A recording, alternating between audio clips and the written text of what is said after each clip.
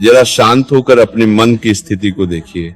आप में से बहुत से लोग ऐसे होंगे जिनके मन में कोई एक व्यक्ति बार बार आता है, चाहे आप चाहें या न चाहें, वह व्यक्ति आपके विचारों में चलता ही रहता है। और तब मन में एक प्रश्न उठता है, आखिर ऐसा क्यों हो रहा है? मनुष्य का मन कोई साधारण वस्तु नहीं है। जहां मन जुड़ जाता है वहां केवल स्मृति नहीं रहती, वहां भाव जुड़ जाता है। और जहां भाव जुड़ गया वहां आत्मा का संबंध बन जाता है। पहली बात समझिए, हो सकता है कि आप उस व्यक्ति से बात नहीं कर रहे हो, पर आपकी आत्मा उससे बात करना चाहती है। जब आत्मा किसी से जुड़ जाती है तो फिर दूरी, मौन और समय, इनका कोई अर्थ नहीं रह जाता। तब वो व्यक्ति आपके मन में बार बार आता है। आप सोचते हैं मैं उसे भूल क्यों नहीं पा रहा, पर सच यह है कि आत्मा जिसको स्वीकार कर लेती है उसे मन चाहकर भी छोड़ नहीं पाता। और यहाँ एक बात और समझ लीजिए, यदि कोई व्यक्ति आपके मन में निरंतर बना हुआ है तो ये संभव ही नहीं है कि आप उसके मन में न हो। ये प्रकृति का नियम है। भाव एक तरफा नहीं होता। आप जितना उसे याद कर रहे हैं, संभव है उससे अधिक वो भी भीतर ही भीतर व्याकुल हो। दूसरी बात, बहुत से लोग इसे समझ नहीं पाते और कहते हैं मैं ही क्यों सोच रहा हूं। वह क्यों नहीं सोचता? पर सज्जनों, जब दो लोग ऊर्जा के स्तर पर जुड़ जाते हैं तो बिना बोले भी एक दूसरे को अनुभव करते हैं। वह व्यक्ति जानबूझकर आपको याद नहीं कर रहा होता, न ही किसी प्रकार का प्रयास कर रहा होता है, पर भीतर कहीं न कहीं आप दोनों एक ही भाव में बंधे होते हैं। इसी को लोग आकर्षण कहते हैं, इसी को कुछ लोग अनुभूति कहते हैं। तीसरी बात ध्यान से सुनिए, हम सब एक दूसरे से जुड़े हुए हैं। जैसे अभी आप ये वचन सुन रहे हैं तो कहीं न कहीं एक संबंध बन गया। उसी प्रकार जिस व्यक्ति के साथ आपने अपने जीवन का कुछ सुंदर पल बिताए हैं, चाहे आज मतभेद हो गए हों, चाहे दूरी आ गई हो, पर वे पल मिटते नहीं हैं। वे स्मृतियां बार बार उभरती हैं। और जब वे स्मृतियां आपके मन में आती हैं तो उसी समय वह व्यक्ति भी उन्हीं पलों में खोया हुआ हो सकता है। आप अकेले नहीं हैं। ये भ्रम अपने मन से निकाल दीजिए कि केवल आप ही दुखी हैं। अब लोग पूछते हैं अगर वो इतना याद करता है तो फोन क्यों नहीं करता? तो सज्जनों, यही अहंकार आ जाता है।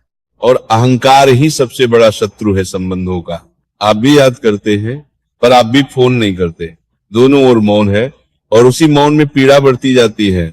इसलिए एक बात स्पष्ट समझ लीजिए, यदि संबंध अभी पूरी तरह टूटा नहीं है, केवल थोड़ी कड़वाहट है, तो उसे संवाद से सुलझाया जा सकता है। पर यदि वहां आपका स्वाभिमान टूट रहा है, आपका आत्मसम्मान आहत हो रहा है, तो वहां मौन ही साधना है, झुकना आवश्यक नहीं। अब चौथी और अंतिम बात, अक्सर ऐसा होता है कि झगड़े के बाद मनुष्य एक दूसरे की कीमत नहीं समझ पाता, पर जब दूरी बढ़ती है तब अनुभव होता है कि जिसे खो दिया वही सबसे अपना था। ऐसी स्थिति में वह व्यक्ति भीतर ही भीतर आपको चाहने लगता है, आपको स्मरण करने लगता है, और उसी भाव का प्रभाव आपके मन तक पहुंचता है। तभी वह व्यक्ति आपके विचारों में दिन रात बना रहता है। यदि ये सब आपके साथ हो रहा है तो घबराइए मत। ये प्रेम का स्वभाव है, ये संबंध की गहराई है। इस संसार में ऐसा कोई नहीं जो ये चाहे कि जिसे वह निरंतर याद कर रहा है वह उसे याद न करे। शांत रहिए, मन को संभालिए और अपने भावों को समझिए। उत्तर स्वयं आपके भीतर है। अब एक बहुत सूक्ष्म बात समझिए सज्जनों, जब कोई व्यक्ति आपके मन में बार बार आता है तो ये केवल प्रेम या आकर्षण नहीं होता, ये आपके भीतर किसी अधूरे भाव का संकेत होता है। मन उसी जगह लौट लौट कर जाता है जहां उसे पूर्णता नहीं मिली। बहुत बार हम ये सोचते हैं कि यदि वह व्यक्ति हमारे जीवन में वापस आ जाए तो सब कुछ ठीक हो जाएगा, पर सच ये है कि जब तक आप भीतर से स्थिर नहीं होंगे तब तक कोई भी रिश्ता आपको शांति नहीं दे सकता। इसलिए आवश्यक नहीं है कि वह व्यक्ति वापस आए ही, आवश्यक यह है कि आपका मन शांत हो जाए। ईश्वर मनुष्य को किसी से जोड़ता है तो उसके पीछे कोई उद्देश्य होता है।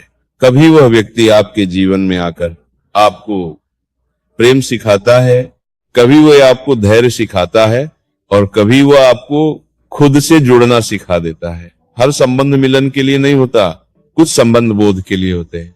यदि वह व्यक्ति आपके मन में आता है और आपको भीतर से कमजोर बना देता है तो समझ लीजिए कि वहां अभी आसक्ति है, और यदि वही स्मृति आपको शांत कर देती है, आपको परिपक्व बना देती है, तो समझिए कि वही प्रेम अब शुद्ध हो चुका है। इसलिए अपने मन से लड़िए मत। जो भाव आ रहे हैं उन्हें दबाइए नहीं, उन्हें देखिए, समझिए और धीरे धीरे छोड़ दीजिए, क्योंकि जो वस्तु आपके भाग्य में होगी वह आपको खोज ही लेगी, और जो आपके भाग्य में नहीं होगी उसे पकड़कर रखने से केवल पीड़ा ही मिलेगी। याद रखिए, जिस दिन आपका मन अपने आप में पूर्ण हो जाएगा, उस दिन किसी के आने या जाने से आपका संतुलन नहीं बिगड़ेगा, और यही अवस्था सच्ची शांति की शुरुआत है। अब अंतिम बात बहुत ध्यान से समझिए सज्जनों। मन का स्वभाव है, जहां उसे सच्चा लगाव मिलता है वहीं वो बार बार लौटता है, और मन तब सबसे अधिक उलझता है जब वह किसी को छोड़ना चाहता है पर छोड़ नहीं पाता। ऐसी स्थिति में मन से लड़ने की आवश्यकता नहीं होती, मन को समझाने की आवश्यकता होती है, क्योंकि जितना आप किसी विचार को दबाने का प्रयास करते हैं वह उतनी ही शक्ति से वापस आता है। इसलिए उपाय ये नहीं है कि उस व्यक्ति को मन से निकाल दिया जाए, उपाय यह है कि मन को ईश्वर में स्थिर किया जाए। जिस दिन आपका मन किसी उच्च भाव में टिक जाएगा, उस दिन वह व्यक्ति अपने आप आपके मन से धीरे धीरे हटने लगेगा। हर सुबह उठकर कुछ क्षण मौन में बैठिए, अपने मन को यह मत कहिए कि तू उसे मत सोच, बल्कि मन से कहिए जो होना था वो हो चुका, अब मुझे शांति चाहिए। धीरे धीरे मन आप